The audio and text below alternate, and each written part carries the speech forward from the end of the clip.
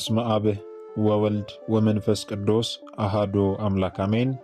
የተወደዳችሁ የልዑል እግዚአብሔር ቤተሰቦች የእናታችን የቅድስት ድንግል ማርያም የአስራት የቃል ኪዳን የበረከት ልጆች የጻድቃን የሰማዕታት ወዳጆች በወደደንና ባፈቀረን በልዑል እግዚአብሔር ፍጹም ሰላም እላችኋለሁ። እንደምን ዋላችሁ? እንደምን ለይሳ ደረሳችሁ? አሜን። እንደ ኃጢአታችንና እንደ በደላችን ብዛት ሳይሆን እንደ ምሕረትና እንደ ቸርነቱ ተመልክቶ እስከ ሰዓት ያደረሰን የአባቶቻችን አምላክ ልዑል እግዚአብሔር ስሙ የተመሰገነ ይሁንልን። እርሱን ጠርተን እርሷን የማንተዋት ንጽሕተ ንጹሐን ቅድስተ ቅዱሳን ቅድስት እናታችን ድንግል ማርያም ዘላለማዊ ስሟ የተመሰገነ ይሁንልን። እንግዲህ እንደ እግዚአብሔር አምላካችን መልካምና በጎ ፍቃድ ዛሬ የምንማማረው የታላቁ የአብይ ጾም አራተኛው ሳምንት መጻጉዕ ተብሎ ተሰይሟልና ስለምን መጻጉዕ ተብሎ ተሰየመ፣ በዚህ ሳምንት ምን እንድንማር ተፈልጎ ነው የሚለውን እንደ እግዚአብሔር አምላካችን መልካምና በጎ ፍቃድ ዛሬ አጠር አድርገን እንማማራለን። እንግዲህ የሚያስተምረን እግዚአብሔር ነው፣ የሚመክረን እግዚአብሔር ነው፣ የሚገስጸን እግዚአብሔር ነው። እርሱ በመካከላችን ተገኝቶ የጎደለውን አሟልቶ የተጣመመውን አቃንቶ በአፈ መላእክት አርሞ ያስተምረን ይመክረን ይገስጸን ዘንድ የእርሱ መልካምና በጎ ፍቃዱ ይሁንልን። የእናታችን የንጽሕተ ንጹሐን የቅድስተ ቅዱሳን የቅድስት እናታችን የድንግል ማርያም ምልጃ ተረዳይነቷ በረከቷ ሁሉ በሁላችን ላይ ይደርብን። እንግዲህ ወደ ዛሬ ትምህርታችን ስንገባ ታዲያ ቅድስት ቤተ ክርስቲያናችን ታላቁን የአብይ ጾም በ8 ሳምንታት ከፍላ ለ8ቱም ሳምንታት ደግሞ በሊቁ በቅዱስ ያሬድ አማካኝነት ስያሜ ሰጥታ በነዛ ስያሜዎች ውስጥ ደግሞ እኛን ታስተምርበታለች ማለት ነው። የመጀመሪያውን የአብይ ጾም ሳምንት ዘወረደ ወይም ደግሞ የወረደ ብላ ሰይማ ጌታችን መድኃኒታችን ኢየሱስ ክርስቶስ ተጠመቀ፣ እንዲሁም ደግሞ ሞተ፣ ተሰቀለ፣ አረገ፣ ተነሳ ከማለቱ አስቀድሞ ከሰማያት ሰማያት መውረዱን መናገር አስፈላጊ ነውና በመጀመሪያው የአብይ ጾም ሳምንት የወረደ ወይም ዘወረደ ብላ ሰይማ ጌታችን መድኃኒታችን ኢየሱስ ክርስቶስ ከሰማያት ሰማያት መውረዱን ከመቤታችን ከቅድስት ድንግል ማርያም መወለዱን በደንብ ታስተምረናለች ማለት ነው። ሁለተኛውን የአብይ ጾም ሳምንት ደግሞ ቅድስት ብላ ሰይማ የጌታችን የመድኃኒታችን የኢየሱስ ክርስቶስ ቅድስና የባህሪ ገንዘቡ መሆኑን ታስተምረናለች። ቅዱሳን ጻድቃን ሰማዕታትን ቅዱሳን ብንላቸው ቅድስናቸው የጸጋ ቅድስና ነው። አስገኙ ጌታችን መድኃኒታችን ኢየሱስ ክርስቶስ ነው። የጌታችን የመድኃኒታችን የኢየሱስ ክርስቶስ ቅድስና ግን ከማንም ያላገኘው የባህሪ ገንዘቡ መሆኑን በሁለተኛው የአብይ ጾም ሳምንት ታስተምረናለች ማለት ነው። በተጨማሪም በዚህ ሳምንት ላይ ስለ ሰንበታት ቅድስና ታስተምረናለች ማለት ነው። ሶስተኛውን የአብይ ጾም ሳምንት ደግሞ ምኩራብ ብላ ሰይማ ጌታችን መድኃኒታችን ኢየሱስ ክርስቶስ በመዋዕለ ሥጋዌው እየተዘዋወረ በሚያስተምርበት ወቅት ላይ በአይሁድ ምኩራቦች እየገባ ማስተማሩን ታስተምረናለች። በሚያስተምርበት ወቅት ደግሞ ቤቴ የጸሎት ቤት ትባላለች፣ እናንተ ግን የወንበዴዎች ዋሻ አደረጋችኋት ብሎ ጅራፍ ገምዶ አበጃይቶ ርግብ ሻጮችን በሬ ሻጮችን ጅራፍ ገምዶ አበጃይቶ እየገረፈ እንዳስወጣቸውና የሻጭ የለዋጮችን ገበታቸውን እንደገለባበጠባቸው በደንብ በስፋት በሶስተኛው የአብይ ጾም ሳምንት ታስተምረናለች ማለት ነው። እነዚህን ሳምንታት ወቅታቸውን ጠብቀን በባለፈው ተማምረናል። ዝርዝር ያለ አስተምሮ መማር ከፈለጋችሁ ወደ ኋላ መለስ ብላችሁ መመልከት ትችላላችሁ ማለት ነው። ዛሬ የምንማማረው ስለ አራተኛው የአብይ ጾም ሳምንት ነው። ቅድስት ቤተ ክርስቲያናችን በሊቁ በቅዱስ ያሬድ አማካኝነት አራተኛውን የአብይ ጾም ሳምንት መጻጉዕ ብላ ሰይማልናለች። ስለምን መጻጉዕ ብላ ሰየመች? መጻጉዕ ማለት ምን ማለት ነው? በዚህ ሳምንት እኛ ምን እንድንማር ነው የሚለውን ስንመለከት ደግሞ ከቃሉ ትርጉም ጀምሮ ስንመለከት መጻጉዕ ማለት የወደቀ የተጨበጠ የሰለለ መነሳት መቀመጥ የማይችል ሽባ ጎባጣ ህመምተኛ ማለት ነው። ባጭሩ መጻጉዕ ማለት በሽተኛ ማለት ነው። ታዲያ በዚህ በአብይ ጾም አራተኛው ሳምንት ላይ ጌታችን መድኃኒታችን ኢየሱስ ክርስቶስ ደዌያንን መፈወሱ የሚዘከርበት የሚነገርበት ታላቅ ሳምንት ነው ማለት ነው። ጌታችን ደዌያንን መፈወሱ፣ ዕውራንን ማብራቱ፣ ለምጻሙን ማንጻቱ፣ ሽባዎችን መተርተሩ፣ እንደዚሁም ደግሞ ታላላቅ ገቢረ ተአምራትን ማድረጉ የሚነገርበት ታላቅ ሳምንት ሳምንት ነው ማለት ነው። ይህ መጻጉዕ የተባለው ሳምንት። በዚህ ሳምንት በይበልጥ ደግሞ በዮሐንስ ወንጌል ምዕራፍ 5 ላይ የተመዘገበው ታሪክ የሚታሰብበት የሚነገርበት ሳምንት ነው ማለት ነው።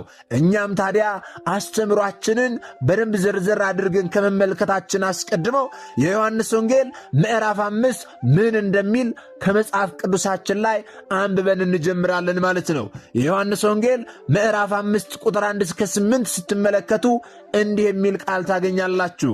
ከዚህ በኋላ የአይሁድ በዓል ነበረ። ኢየሱስም ወደ ኢየሩሳሌም ወጣ።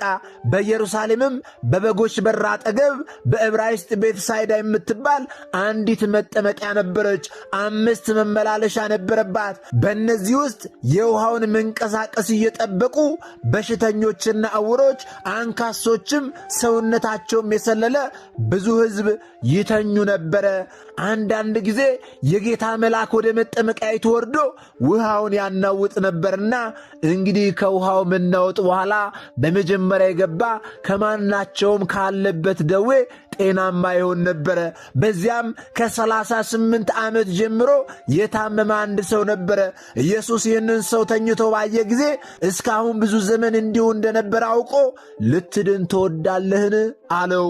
ሰውየውም ጌታ ሆይ ውሃው በተናወጠ ጊዜ በመጠመቂያይቱ ውስጥ የሚያኖረኝ ሰው የለኝም፣ ነገር ግን እኔ ስመጣ ሳለሁ ሌላው ቀድሞኝ ይወርዳል ብሎ መለሰለት። ኢየሱስም ተነሳና አልጋህን ተሸክመ ሂድ አለው። ሰውየውም ዳነ፣ አልጋውን ተሸክሞ ሄደ ይላል። ቁጥር 9 ላይ ስትመለከቱ እንደምታገኙት ታዲያ ጌታችን መድኃኒታችን ኢየሱስ ክርስቶስ በመዋዕለ ሥጋዌው በዚች ምድር ላይ ሲመላለስ እየተዘዋወረ ብዙ ትምህርቶችን ሲያስተምር ነበረ። ጌታችን መድኃኒታችን ኢየሱስ ክርስቶስ በምድር እስራኤል ተዘዋውሮ በልዩ ልዩ ደዌ የተያዙትን በሽተኞችን ሁሉ አድኗቸዋል። ወንጌላዊው ቅዱስ ማቴዎስ ይህንን ሁኔታ ሲገልጽ እንዲህ ይላል። በዚህ በማቴዎስ ወንጌል ምዕራፍ 4 ቁጥር 23 እስከ 24 ላይ ስንመለከት የመንግሥትንም ወንጌል እየሰበከ በሕዝብም ያለውን ደዌና ሕማም ሁሉ እየፈወሰ በገሊላ ሁሉ ይዞር ነበረ። ዝናውም ወደ ሶርያ ሁሉ ወጣ። በልዩ ልዩ ደዌና ስቃይም ተይዘው የታመሙትን ሁሉ፣ አጋንንት ያደሩባቸውን፣ በጨረቃም የሚነሳባቸውን ሽባዎችንም ሁሉ ወደ እርሱ አመጡ፣ እርሱም ፈወሳቸው ይላል። ልብ ወገኖቼ፣ ጌታችን መድኃኒታችን ኢየሱስ ክርስቶስ በምድር ላይ ሲመላለስ ከማስተማር በተጨማሪ በልዩ ልዩ ደዌ የተያዙትን፣ በምድር ላይ የሚሰቃዩትን ይፈውሳቸው እንደነበረ ወንጌላዊ ቅዱስ ማቴዎስ በዚህ መጽሐፍ ቅዱስ ክፍል መዝግቦልናል ማለት ነው። ጌታችን መድኃኒታችን ኢየሱስ ክርስቶስ ይህንን እያደረገ በምድር እስራኤል ሲዞር ሳለ ከዕለታት በአንደኛው ቀን አንድ ለ38 ዓመታት ያህል በአልጋ ቁራኛ በደዌ ዳኛ ተይዞ በአልጋው ላይ ተኝቶ የነበረውን በሽተኛ ሰው ኢየሩሳሌም ውስጥ በምትገኘው ቤተሳይዳ በምትባለው የመጠመቂያ ቦታ ላይ አገኘው ማለት ነው። ብዙ ሰዎች ይህ ሰው ስሙ መጻጉዕ የሚባል ይመስላቸዋል። ነገር ግን መጻጉዕ የዐቢይ ጾም 4ኛ ሳምንት ስያሜ ነው። ነገር ግን የዚህ ሰው ስም አይደለም። መጻጉዕ ሲባል የእርሱ ስም የሚመስላቸው ሰዎች ስላሉ መጽሐፍ ቅዱስንም ስታነቡ የዮሐንስ ወንጌልን ቅድም ያነበብነውን ምዕራፍና ቁጥር ስታነቡ ለ38 ዓመት ያህል በአልጋ ቁራኛ በደዌ ዳኛ ተይዞ ሲሰቃይ የነበረ አንድ ሰው ነበር ይላል እንጂ ስሙን የሚጠቅስ የለም ማለት ነው እዚህ የመጽሐፍ ቅዱስ ክፍል ላይ። ስለዚህ መጻጉዕ ማለት በሽተኛ ሕመምተኛ ማለት ነው እንጂ የዚህ ሰው ስም እንዳልሆነ በዚሁ አጋጣሚ ልታውቅ ያስፈልጋል ማለት ነው። ታዲያ ጌታችን መድኃኒታችን ኢየሱስ ክርስቶስ ይህንን ለ38 ዓመት ያህል በአልጋ ቁራኛ በደዌ ዳኛ ተይዞ ሲሰቃይ የነበረውን ሰው ቤተሳይዳ በምትባል የመጠመቂያ ቦታ ላይ አገኘው። በዚች የጸበል ቦታ ላይ ለረዥም ዓመታት ተኝቶ ድህነቱን ለማግኘት ይጠባበቅ ነበረ። በዚች መጠመቂያ ቦታ ላይ ድህነትን ይጠባበቅ የነበረው እርሱ ብቻ አልነበረም። ሌሎች በተለያዩ በሽታዎች የተያዙ ብዛት ያላቸው በሽተኞች ጭምር በዚህ ቦታ ላይ ነበሩ። ወንጌላዊ ቅዱስ ዮሐንስ ይህንን ሁኔታ ሲገልጽ እንዲህ ይላል። በዮሐንስ ወንጌል ምዕራፍ 5 ቁጥር 3 ላይ በሽተኞችና ዕውሮች፣ አንካሶችም ሰውነታቸውም የሰለለ ብዙ ሕዝቦች ይተኙ ነበር ይላል። እነዚህ ሁሉ በሽተኞች በዚያች 5 መተላለፊያ ባሏት የመጠመቂያ ቦታ ላይ ተኝተው ድህነታቸውን ይጠባበቁ የነበረው የጌታ መልአክ ወርዶ ጸበሉን ሲያናውፀው ቀድሞ ወደ ውሃው የሚገባ ሰው ስለሚድን ነበረ። ስለዚህ ለረጅም ጊዜ በዚያች ቦታ ላይ ተኝተው የውሃውን መንቀሳቀስ ወይም ደግሞ መናወጥ እየጠበቁ ቀድሞ ወደ ውሃ ይገቡ ነበረ።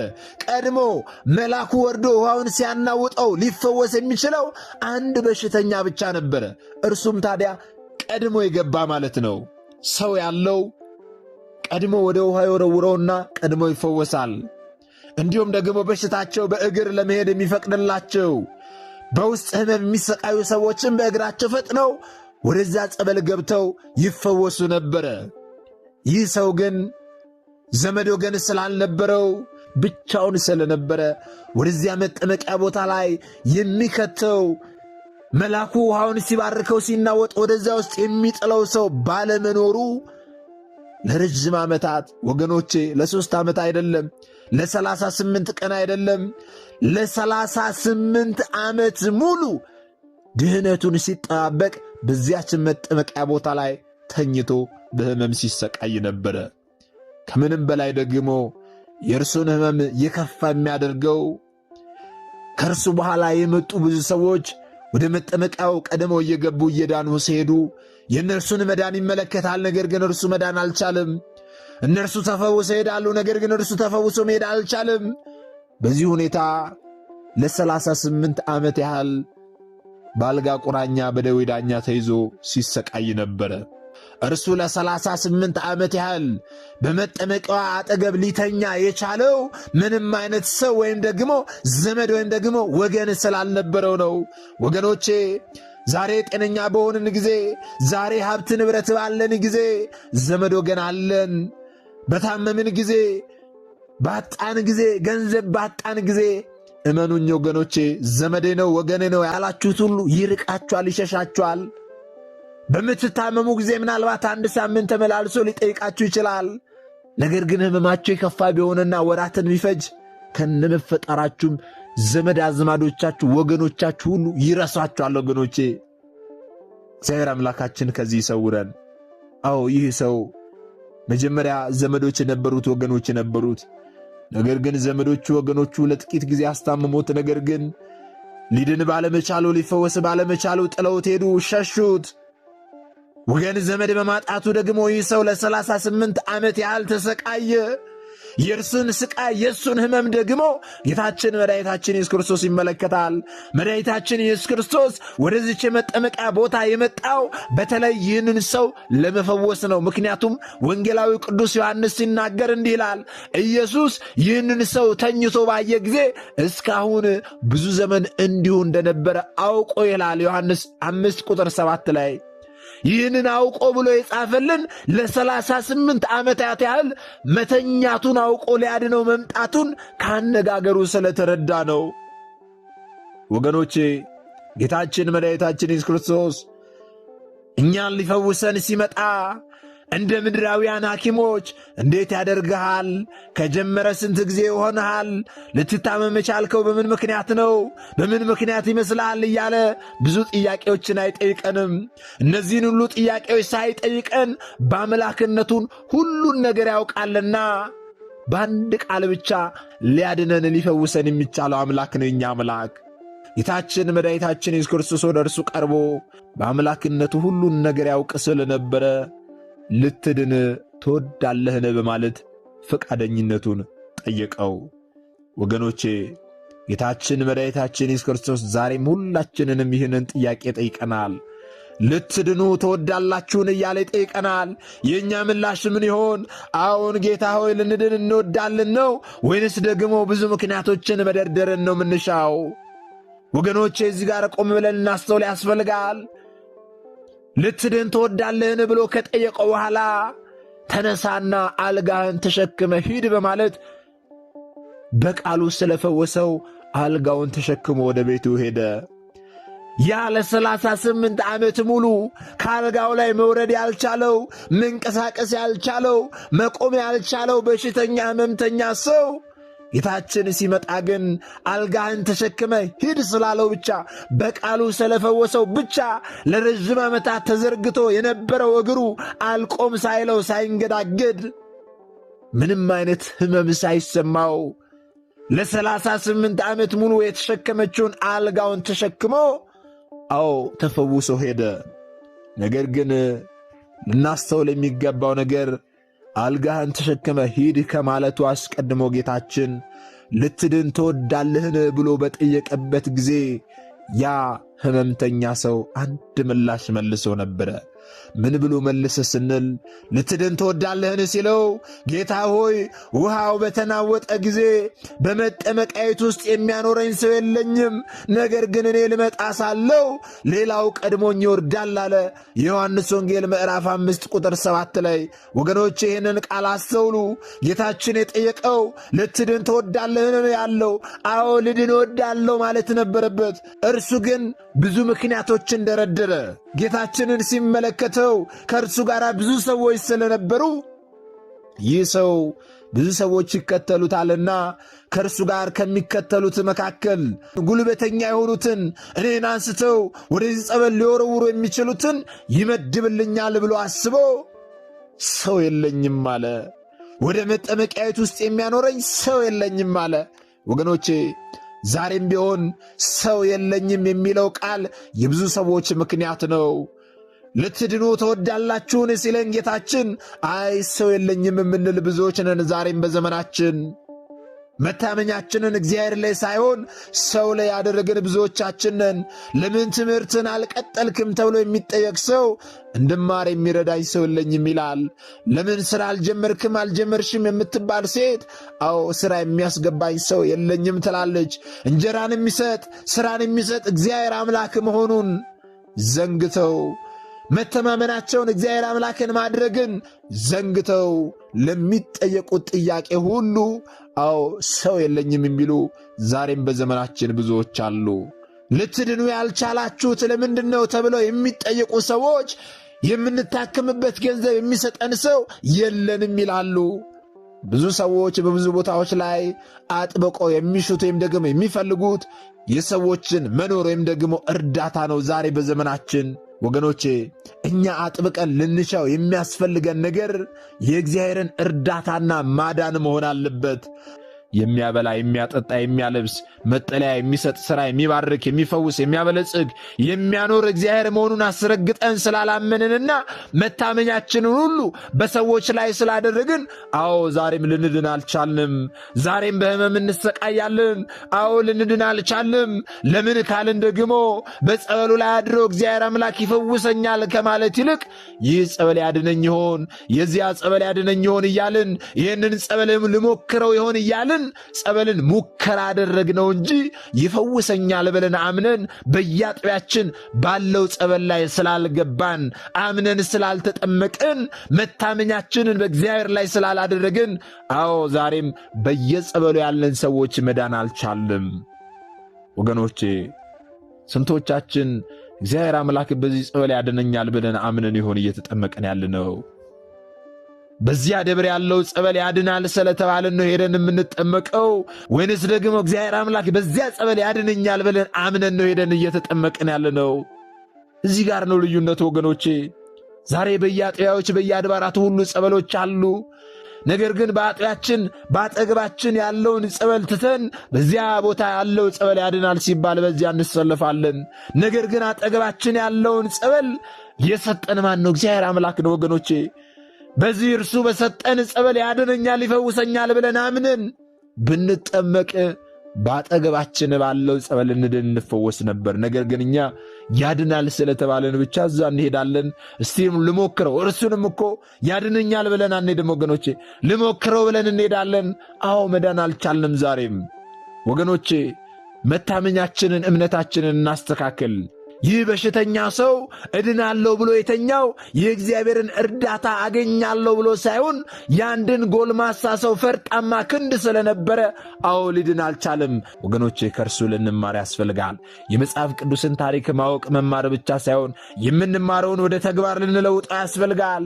ወደ ራሳችን ሕይወት ልናመጣ ያስፈልጋል። እርሱ የዳነው መድኃኒታችን ኢየሱስ ክርስቶስ ሊያድነው እንደሚችል ባመነ ጊዜ ነበረ።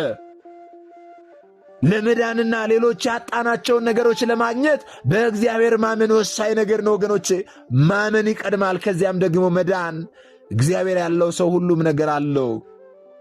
እግዚአብሔር የሌለው ሰው ግን ሁሉም ነገር ያለው ይመስለዋል እንጂ ምንም ነገር የለውም።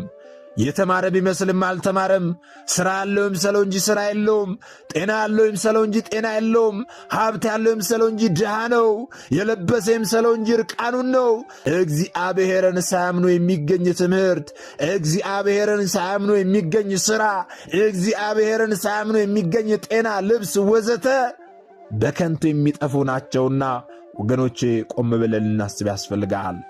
ላጣው ነገር ሁሉ እንደ መፍትሄ አድርጎ ሰውን የሚያቀርብና መፍትሄ ሲያጣ ሰው ስለሌለ ነው በማለት ምክንያት የሚያቀርብ ሰው ከእግዚአብሔር ጋር ያለው ግንኙነት ደካማ ወይም ደግሞ ባዶ መሆኑን ያሳያል። ዛሬ ሥራ አጥታችሁ ተስፋ ቆርጣችሁ በተስፋ መቁረጥ ውስጥ ያላችሁ ሰዎች ወገኖቼ መታመኛችሁን በሰው ላይ አታድርጉ። እከሌ ሥራ ይሰጠኝ ይሆናል፣ እከሌ መሥሪያ ቤት ይቀጥረኝ ይሆናል ብላችሁ መታመኛችሁን በመሥሪያ ቤቶች ላይ በሰዎች ላይ አታድርጉ። መታመኛችሁን በእግዚአብሔር ላይ አድርጉ። ያኔ ነገሮች ሁሉ ይስተካከላሉ። በእግዚአብሔር አምኖ ወደ ቤተ ክርስቲያን በመቅረብ ጸበል ከመጠመቅ፣ በእምነት ከመታሸትና ቅባ ቅዱስ ከመቀባት፣ በመስቀል ከመዳሰስ ይልቅ በሰዎች አምኖ ወደ ጠንቋዩ፣ ወደ ቃልቻው፣ ወደ ዛር ጎታችሁ በመቅረብ እርሱ አድርጉ የሚላቸውን ነገሮች ማድረግን የሚሻል መፍትሄ ያደረጉ ዛሬም በዘመናችን ብዙ ሰዎች አሉ። ወገኖቼ እግዚአብሔር በአንድም በሌላም ያስተምራል፣ የሰው ልጅ አያስተውልም ይላሉ አባቶቻችን። እግዚአብሔር አምላክ እኛን በቀጥታ እየተናገረ ሊሆን ይችላል። ሁላችሁም ቆም ብላችሁ ልታስቡ ያስፈልጋል። በተለይ በዚህ ዘመን መታመኛችሁን እግዚአብሔርን ማድረግ ሲገባችሁ መታመኛችሁን ሰው ያደረጋችሁ፣ ወደ ጠንቋይ ቤት የምትሄዱ፣ ወደ ቃልቻ ቤት የምትሄዱ፣ ወደ ዛር ጎታችሁ ቤት በምትሄዱ፣ ወደ መተተኛው ወደ ጠንቋዩ ቤት የምትሄዱ ሰዎች እግዚአብሔር አምላክ አድርጉ ያላችሁን ነገር ሳታደርጉ ትእዛዜን ጠብቁ፣ ንስሐ ግቡ፣ ሥጋውና ደሙን ተቀበሉ ያለንን አምላካችንን የእርሱን ትእዛዝ ሳንፈጽም ንስሐ ሳንገባ አድርጉ ያለንን ሕግጋቱን ሳንጠብቅ ነገር ግን ወደ ጠንቋዩ ቤት ወደ ቃልቻው ቤት እንሄድና አድርጉ ያለንን ነገር አንዳች ነገር ሳናዛንፍ የምናደርግ ሰዎች አለን ዛሬ በዚህ ዘመን ማለት ነው። ቆም ብላችሁ ልታስተውሉ ያስፈልጋል። እንዲህ የምታደርጉ ሰዎች ለጊዜው መፍትሄ ይመስላችሁ ይሆናል። ነገር ግን ሰይጣን ዲያብሎስ እያሳሰቀ ወደ ገደል ይጥላችኋል። ዛሬ ያመናችሁት ሰይጣን ዲያብሎስ ነገ ይክዳችኋል። ለቅሶና ጥርስ ማፋጨት ወዳለበት ወደ ገሃነመ እሳት ያስጥላችኋል። ስለዚህ ዛሬ ቆም ብላችሁ አስተውሉ። ሰዎች ቢክዱን እንኳን የማይከዳን፣ ሰይጣን ቢክደን እንኳን የማይከዳን እግዚአብሔር አምላካችንን መታመኛችንን እናድርግ ወገኖቼ። በእግዚአብሔር አምናለሁ ማለት ብቻ ድህነትን ወይም ደግሞ ያጡትን ነገር አያስገኝም። ለመዳን ያመኑትን ነገር በሥራ መግለጽ ያስፈልጋል። አንዳንድ ሰዎች እንዲሁ ባፋቸው ብቻ በእግዚአብሔር እናምናለን በማለት ሲናገሩ እንሰማለን። ይህንን ቢናገሩም እንኳን እምነታቸውን በሥራ መግለጽ ስላልቻሉ ዛሬም ሊድኑ አልቻሉም። በዚህ ጊዜ ጉድለቱ ከእነርሱ አለማመን እንደመጣ አድርገው ስለማይቀበሉ እግዚአብሔርን ሲያማርሩ እንመለከታለን። ምን ነው ጌታዬ ሆይ ምን አድርጌህ ነው ያልፈወስከኝ? ለምንድን ነው የማልድነው? ይኸው እከሌ መታዳነች፣ በጸበል ፈወስካት፣ እኔን ስለምንድን ነው ማትፈውሰኝ ማታድነኝ እያልን ምናማረር ብዙ ሰዎች አለ። ነገር ግን እኛ መጀመሪያ ምን አድርገን ይሆን? በንስሐ ውሃ ታጥበን ይሆን? ከቂም ከበቀል ንጹሕ ሆነን ይሆን? በንስሐ ውሃ ታጥበን ኃጢአታችንን ተናዘን ንጹሕ ሆነን ይሆን ወደ ጸበሉ የገባ ነው? ንጹሕ ሆነን ይሆን በዚህ ጸበል እግዚአብሔር አምላክ ያድነኛል ብለን አምነን ይሆን ወደ ጸበሉ የገባ ነው? ወይንስ ከነ ኃጢአታችን ከነ በደላችን ቂም በቀል በውስጣችን ይዘን ይህንን ጸበል ልሞክረው ያድነኝ ይሆን ብለን ይሆን የጀመርነው? ወገኖቼ የትኛው ላይ ያለ ነው? ይህንን ልናስተውል ያስፈልጋል። መዳን የምንፈልግ ከሆነ ሰው ግን የሚድነው በእምነት ብቻ ሳይሆን በሥራም ጭምር ነው። አባታችን አብርሃም በእምነት የጸደቀ ቢሆንም ይህንን እምነቱን በሥራ አስረግጦ የገለጸው እግዚአብሔር አምላክ አድርግ ወይም ደግሞ ሥራ ያለውን ነገር ስለሠራ ነው። ስለዚህ እኛም ልክ እንደርሱ ልንሆን ያስፈልጋል። እርሱ በእግዚአብሔር አምኛለሁ ብሎ በኃጢአት ከተሞላው ከከላዳውያን ሀገር ከኡር ለመውጣት ፈቃደኛ ባይሆን ኖሮ እግዚአብሔር የገባለትን ቃል ኪዳን በሙሉ ሊያገኝ አይችልም ነበረ። ማመን ይቀድማል። ካመኑ በኋላ ደግሞ ያመኑትን ነገር በሥራ መግለጽ ያስፈልጋል። ይህ ደግሞ የክርስትና አብይ ተግባር ነው ወገኖቼ። ከአሁን በኋላ መድኃኒታችን ኢየሱስ ክርስቶስ በኃጢአት ወድቀው በንስሐ ለመመለስ ላልቻሉ ለኃጢአተኞች ለሁለተኛ ጊዜ አልጋህን ተሸክመ ሂድ ለማለት በአጭር ቁመት በጠባብ ደረት ተወስኖ ወደዚች ምድር አይመጣም ወገኖቼ። እርሱ ዳግም የሚመጣው የሚገለጠው ለሁላችንም እንደየሥራችን ሊሰጠን ነው ወገኖቼ። አሁን የሚገለጠው ጥሩ ሰርተን ከሆነ እናንተ የአባቴ ብሩካን ኑ የተዘጋጀላችሁን መንግሥት ውረሱ የሚለውን የደስታ ቃል የሕይወትን ቃል ሊያሰማን ነው። ሕግጋቱን ካልጠበቅን እርሱ እንደወደደ ካልተጓዝን ደግሞ የማቴዎስ ወንጌል ምዕራፍ 25 ቁጥር 30 ላይ እንደተመዘገበ የማይጠቅመውንም ባሪያ በውጭ ወዳለው ጨለማ አውጡት፣ በዚያ ልቅሶና ጥርስ ማፋጨት ይሆናል በማለት ሊፈርድበት ይመጣል እንጂ ወገኖቼ የተኛህበትን አልጋ ተሸከመ ሂድ ለማለት ዳግም አይመጣም። ስለዚህ አስቀድመን እንዘጋጅ። ለቅሶና ጥርስ ማፋጨት ወዳለበት ወደ ገሃነመ እሳት ከመጣላችን አስቀድሞ ወገኖቼ ሁላችንም ቆም ብለን አሁን ያለንበት ልንመረምር ያስፈልጋል። ቅድስት ቤተ ክርስቲያናችን በሊቁ በቅዱስ ያሬድ አማካኝነት አራተኛውን የዐቢይ ጾም ሳምንት መጻጉዕ ብላ ስትሰይምልን ሁላችንም ራሳችንን ቆም ብለን እንድንመለከት ነው። ስለዚህ እኛ የተማርነውን ደግሞ ላልተማሩት ወንድሞቻችን ልናስተምር ልናሳውቅ ያስፈልጋል። እኛ የተማርነውን አስተምረን ቢሆን እኛ ያወቅነውን አሳውቀን ቢሆን ኖሮ ማንም ሀብተ ወልድና ስመ ክርስትና ሰጥታ ማኅተብ በአንገቱ ላይ ካሰረችበት ከቅድስት ቤተ ክርስቲያን ወጥቶ ወደ ሌሎች ሃይማኖት ተቋማት ባልሄደ ባልገባ ነበረ። ነገር ግን እኔና እናንተ የተማርነውን ስለማናስተምር ያወቅነውን ስለማናሳውቅ ብዙ እህቶቻችንና ወንድሞቻችን እየሳቱ ነው ያሉትና የሳቱትንም ለመመለስ ያሉትንም ለማጽናት አሁን ላይ የተማርነውን ወደፊትም የምንማረውን የቤተ ክርስቲያናችን አስተምሮ ልናስተምር ያስፈልጋል ማለት ነው። ይህን እንድናደርግ ደግሞ እርሱ አምላካችን መድኃኒታችን ኢየሱስ ክርስቶስ ሁላችንንም ይርዳን። ምናልባት ደግሞ መርሃ ግብራችንን ከመጨረሳችን አስቀድሞ አንድ መልእክት ወደ እናንተ አስተላልፋለሁ። ይህ መልእክት ምንድነው ካላችሁኝ ዘንዳ እንደሚታወቀው በዚህ መንፈሳዊ ቻናል ላይ በዓመት 3 ታላላቅ የበረከት ሥራዎች ይሰራሉ። እነዚህም በማቴዎስ ወንጌል ምዕራፍ 25 ላይ የተጠቀሱ ጌታችን መድኃኒታችን ኢየሱስ ክርስቶስ ለፍርድ በሚመጣበት ጊዜ የሚጠይቀንን ጥያቄዎች ለመመለስ የተዘጋጁ ናቸው። አዲስ ዓመትን ምክንያት ማድረግ ታስሬ ያልጠየቃችሁኝ የሚለውን ጥያቄ ለመመለስ የታሰሩት ወንድሞቻችንን እንጎበኛለን። የገና በዓልን ምክንያት ማድረግ ደግሞ ታምሜ ያልጠየቃችሁኝ የሚለውን ጥያቄ ለመመለስ የታመሙት ወንድሞቻችንን እንጠይቃለን። የፋሲካ በዓልን ምክንያት ማድረግ ደግሞ ተርቤ ያላበላችሁኝም ተጠምቼ ያላጠጣችሁኝም የሚለውን ጥያቄ ለመመለስ የተራቡት ወንድሞቻችንን የተጠሙት ወንድሞቻችንን የተራበ እናበላለን፣ የተጠማ እናጠጣለን ማለት ነው። በዚህም መሰረት ታዲያ አሁን ከፊታችን የሚመጣውን የፋሲካን በዓል ምክንያት ማድረግ የተራቡት ወንድሞቻችንን ነዳያንን አንድ ቦታ ሰብስበን ክብረ በዓሉን አስመልክተን ለመመገብ አስበናልና እዚህ በረከት ሥራ ላይ ሁላችሁ ማነሰ በዛ ሳትሉ ከ100 ብር ጀምሮ መሳተፍ ትችላላችሁ ማለት ነው። እንዴት ነው መሳተፈው? በምን አካውንት ነው መሳተፈው ያላችሁ የምትጠይቁ ሰዎች ካላችሁ ደግሞ የዚህ ቪዲዮ የኮሜንት የመጀመሪያ ቦታ ላይ ሊንክ አስቀምጠላችኋለሁ። ያንን ሊንክ ስትጫኑ ሙሉ ዝርዝር መረጃው በጽሑፍ ይመጣላችኋል። ያንን አንብባችሁ እዚህ በረከት ሥራ ላይ መሳተፍ ትችላላችሁ ማለት ነው። ምናልባት ደግሞ ዛሬ ገና ወደዚህ መንፈሳዊ ቻናል የመጣችሁ ሰዎች ካላችሁ ከዚህ በፊት የተማማርነውም ከዚህ በኋላ የምንማማረውም መንፈሳዊ አስተምሮች ወደ እናንተ እንዲደርሱ ከፈለጋችሁ ሰብስክራይብ አድርጋችሁ የደውል ምልክቱን መጫን ይኖርባችኋል ማለት ነው። ምክንያቱም ይህ ቴክኖሎጂ ያመጣው ስርዓት ነው፣ እኔ ያልኩት አይደለም። ይህንን ካደረጋችሁ ዕለት ዕለት ከዚህ የሚለቀቁ አስተምሮች ወደ እናንተ ይደርሳሉ። ይህንን ካላደረጋችሁ ግን ዛሬ እንደ አጋጣሚ ይህንን አስተምሮ ሰምታችሁ ሊሆን ይችላል፣ በቀጣይ ከዚህ የሚለቀቁ አስተምሮች ወደ እናንተ አይደርሱም ማለት ነው። ስለዚህ ወደ እናንተ እንዲደርሱ ከፈለጋችሁ ሰብስክራይብ አድርጋችሁ የደውል ምልክቱን መጫን ይኖርባችኋል ማለት ነው። ወስብሐት ለእግዚአብሔር ወለወላዲቱ ድንግል ወለመስቀሉ ክቡር። ይቆየን።